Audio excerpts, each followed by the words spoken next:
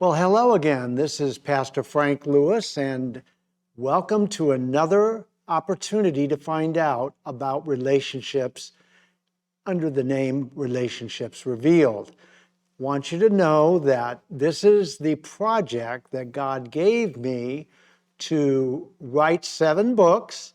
You can go back a few weeks ago and actually hear the overview that I did at that time for Relationships Revealed.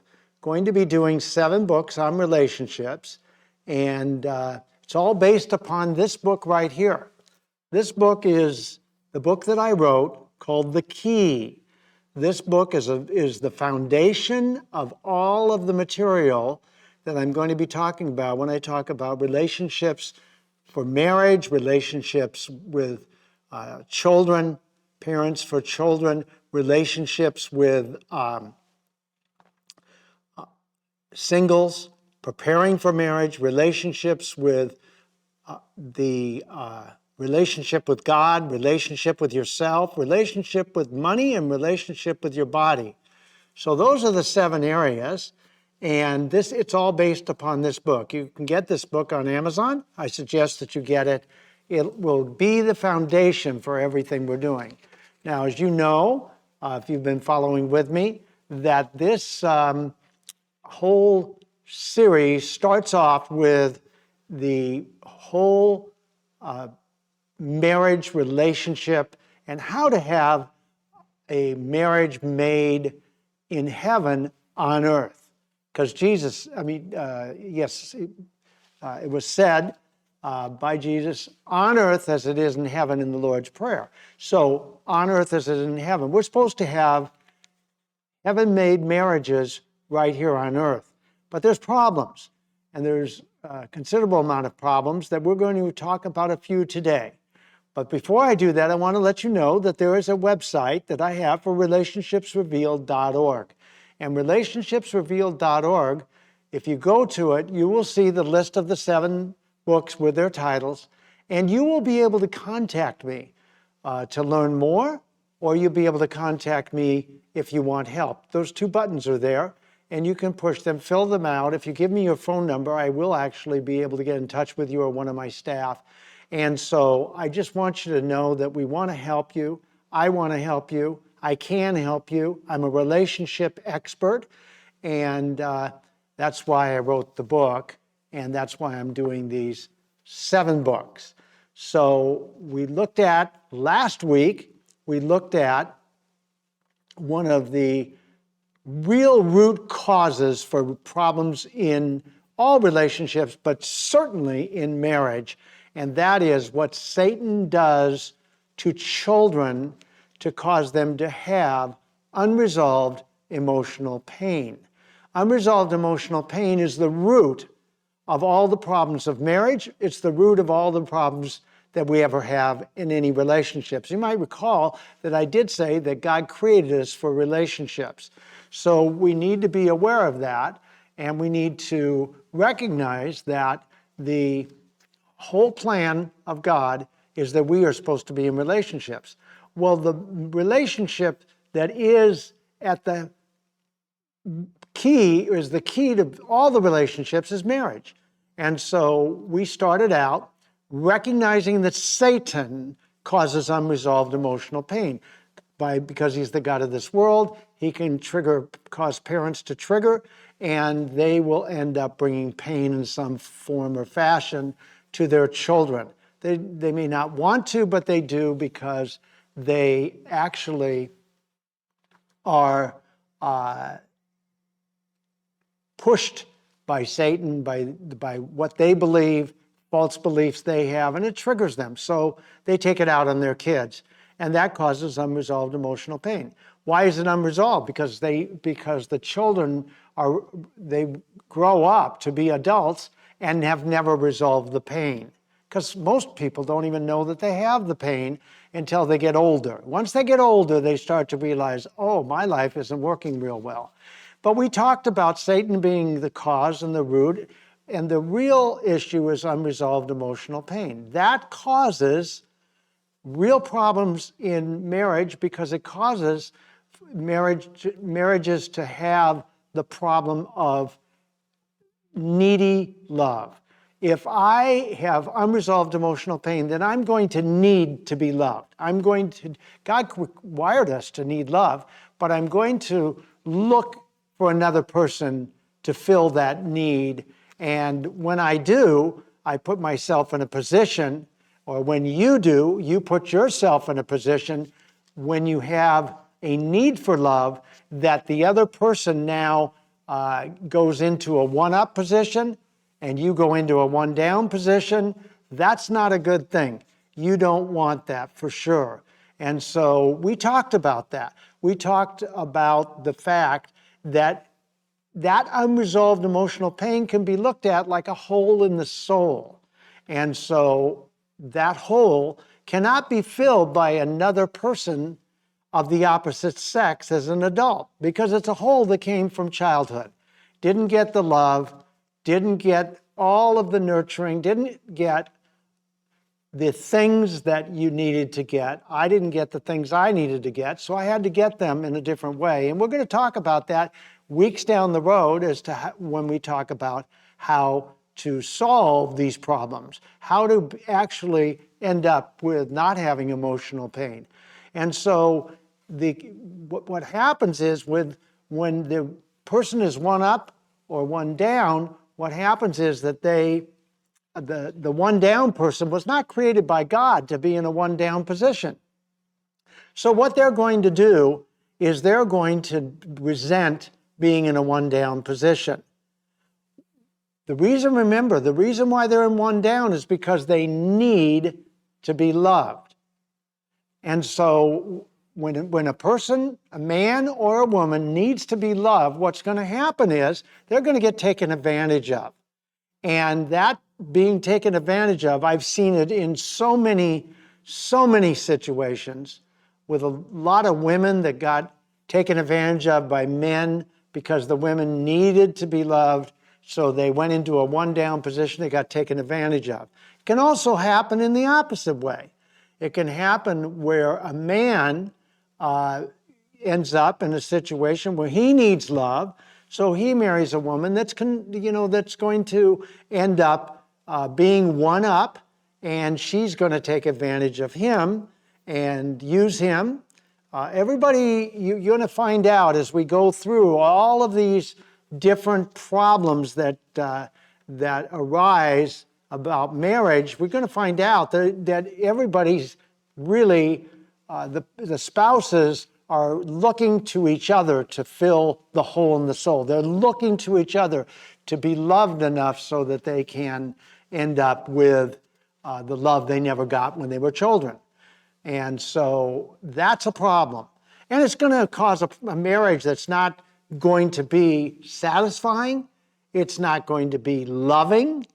It's not going to be life-giving. It's not going to be a marriage that is a heaven on earth marriage. It's not going to be.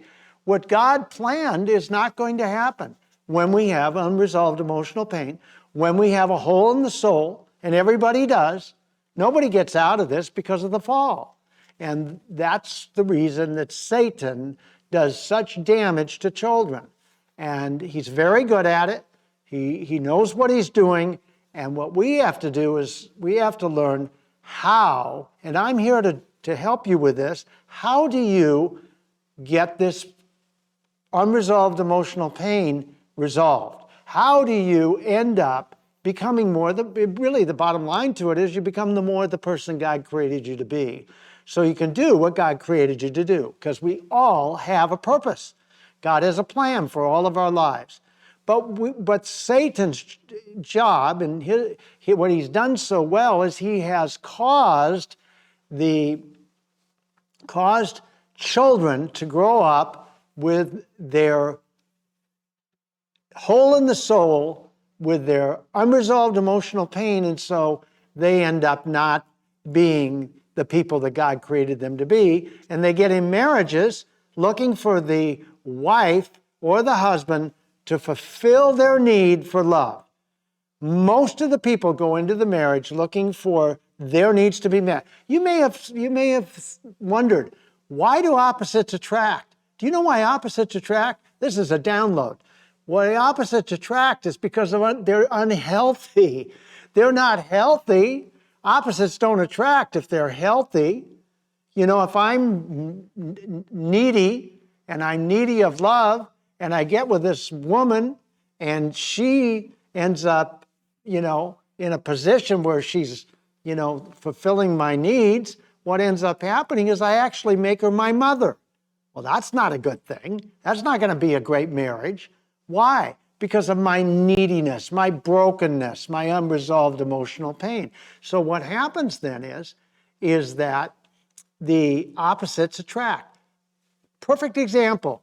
My wife was a rescuer. My wife, who is now in heaven, was a rescuer. She rescued people. She met other people's needs. She couldn't take care of herself. She couldn't meet her own needs, but she met everybody else's needs because that's how she got the love that she never got when she was a child. So I meet her, and what ends up happening is after we did dating for a while and it's looking really great that we might get married, well, I'm thinking to myself, oh, this woman is going to meet all my needs. She's going to be my all-nurturing mother. Now, I didn't totally see that completely at that time, but that was part of it. And I want to tell you something. That's not a good thing because she absolutely decided after getting more and more information that she didn't want to be my mother. I've asked scores of women, do you want to be your husband's mother? And not one has ever said yes. So that's because of what happens when opposites attract. And we're going to go into that in a couple of more weeks. We're actually going to go into why that is, why opposites attract in more depth. We're not going to do that today, but we are going to go into more depth. But right now we're going to talk about a word you may have heard, a concept you may be familiar with, but I'm going to go into a little bit more depth because I'm going to talk about codependency, but I'm not going to talk about it just as a clinical type of thing. I'm going to actually talk about it based upon unresolved emotional pain, based upon the needs of the man and the woman that are not being met, were not met in childhood, were not met by parents, so they think they're going to be met in marriage. And a lot of marriages, way too many marriages, are in a codependent, the spouses are in a codependent relationship. Now, what is codependency? Codependency is a concept of, just think of the word co and dependent. I'm dependent, or you're dependent, on another person to meet my needs. What are my needs? My needs for love, acceptance, approval, my needs for different things, my needs for sex, my needs for all to be able to be affirmed. Those are needs, okay?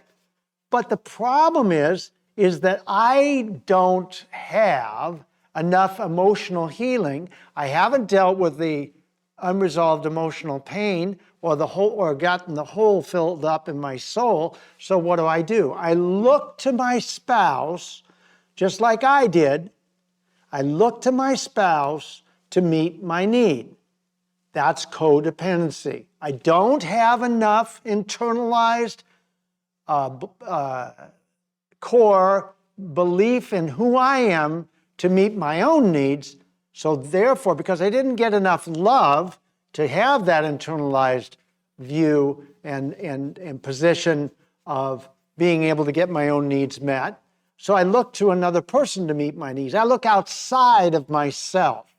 And what happens is as soon as I do that, I put myself in a position where I'm very, very needy. And I put myself in a position of being dependent on another person.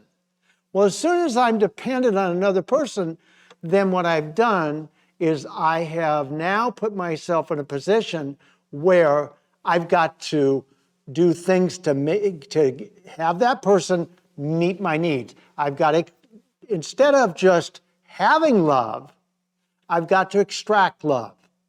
And one way to look at it that's explanatory, that will help you a bit, is think of a dog and a tick. A tick sucks the dog's blood, okay? Well, one person in a codependent relationship is the dog, and the other person is the tick. Now, it can flip dog to tick, tick to dog. But the most important thing is that both spouses are trying to get love from the other spouse.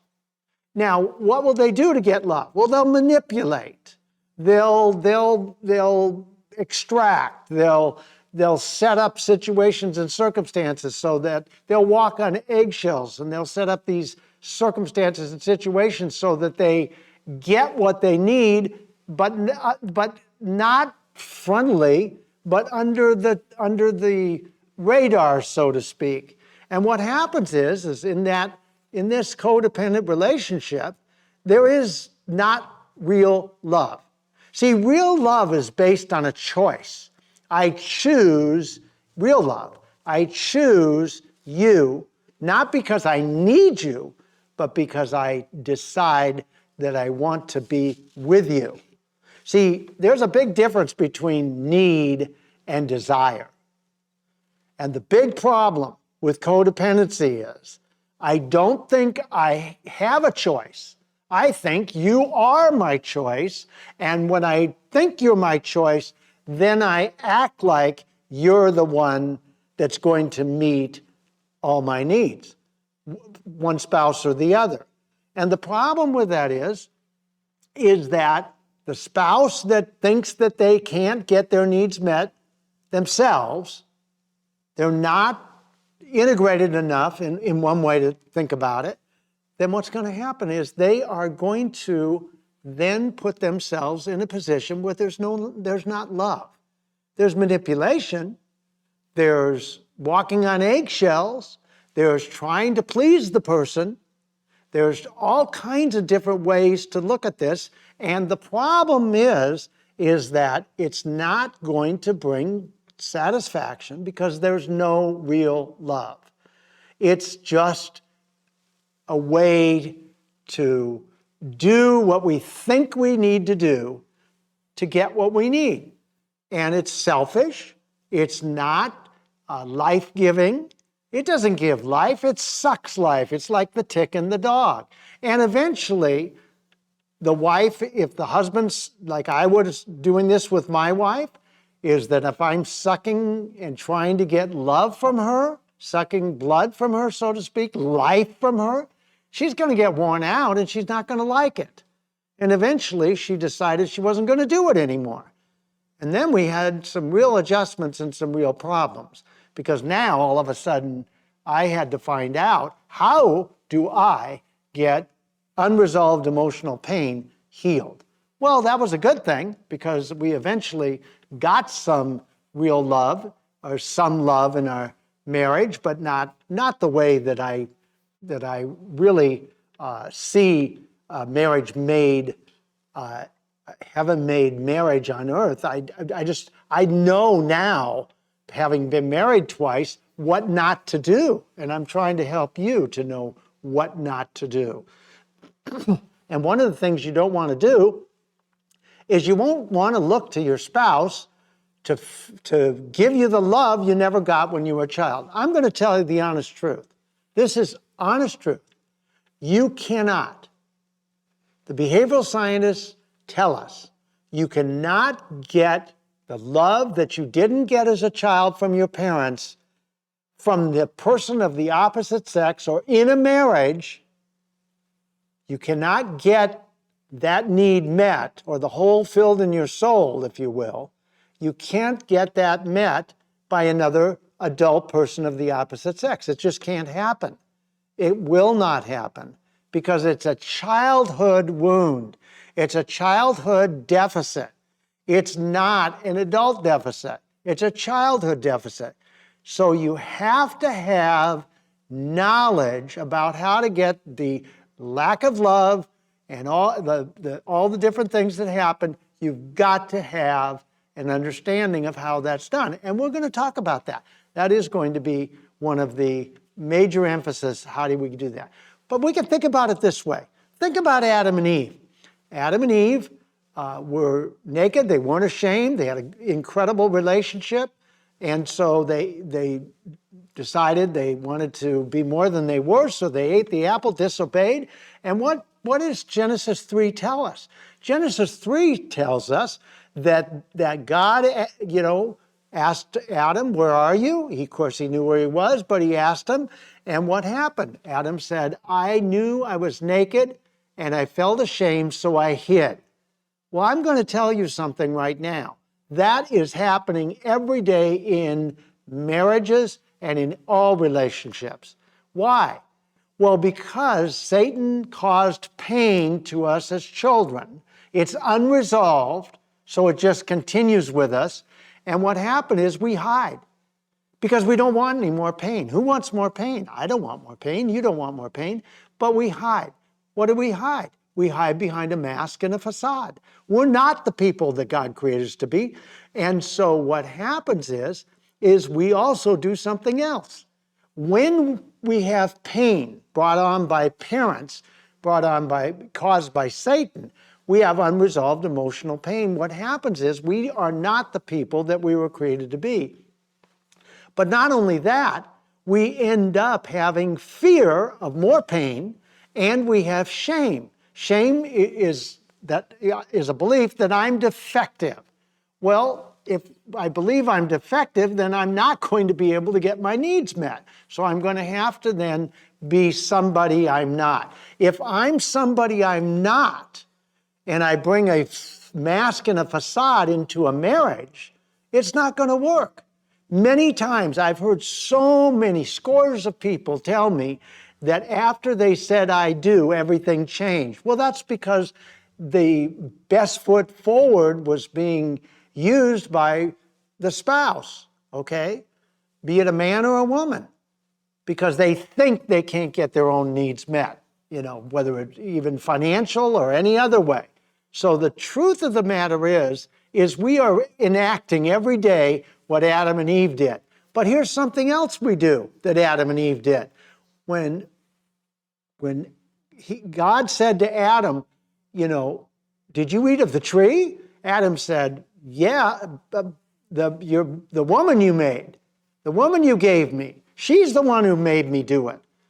So Adam blamed God, and then Eve blamed the serpent. And you know what people do? People in codependent relationships blame each other in marriage, in other different codependent relationships. They blame each other. They can't take responsibility.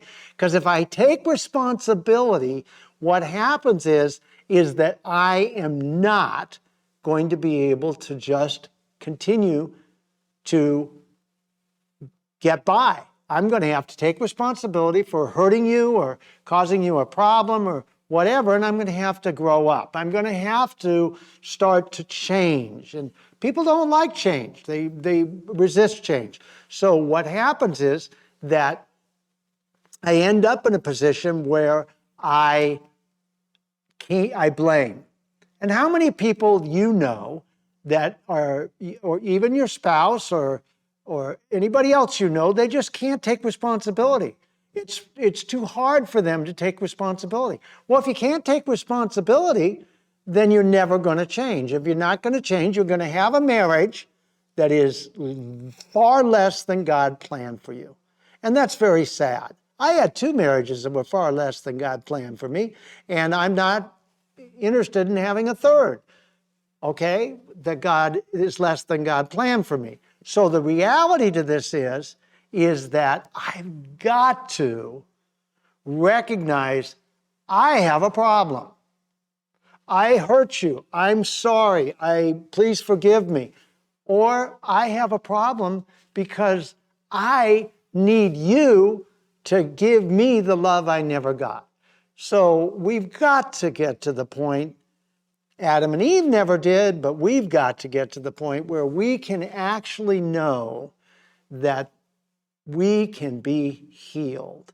We can be healed. It's so vitally important for you to come out after you see this, for you to know that weeks in the future, I'm going to be telling you how to get healed, how to get the hole in your soul filled up. I have people I'm working with every day that are getting the hole in their soul filled up. God gave me the revelation of how to do this.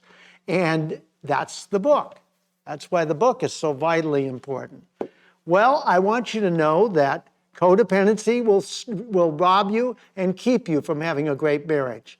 It will cause you to walk on eggshells. It'll cause you to be one down. It'll cause you to manipulate. It'll cause you to have problems that you don't need to have when you look outside of yourself for somebody else, in this case, your spouse, to meet your need. No spouse wants to meet the other person's need without getting their need met. So now we have codependent. You know, you meet my need, I meet your need. You meet my need, I meet your need. But it's not based upon love, it's based upon need. See, love is a choice, as I said. Need causes manipulation and everything else. So I want you to really have hope. I want you to realize that codependency is not what you want in your marriage, and you don't have to have that in your marriage. The real issue we're dealing with here, when we boil it all down, is we can't trust that we can get our needs met from Father God. And that's the real problem. But He is good, and He will meet your needs. I can tell you that, and I can promise you that. And when He showed me how to get my pain resolved, I decided I'm going to help other people get their pain resolved, because I started having the most incredible life I could have ever experienced, and you can have that same life too. And that's what this is all about. So no more codependency in your marriage, and you're going to be very, very happy that you watched this program.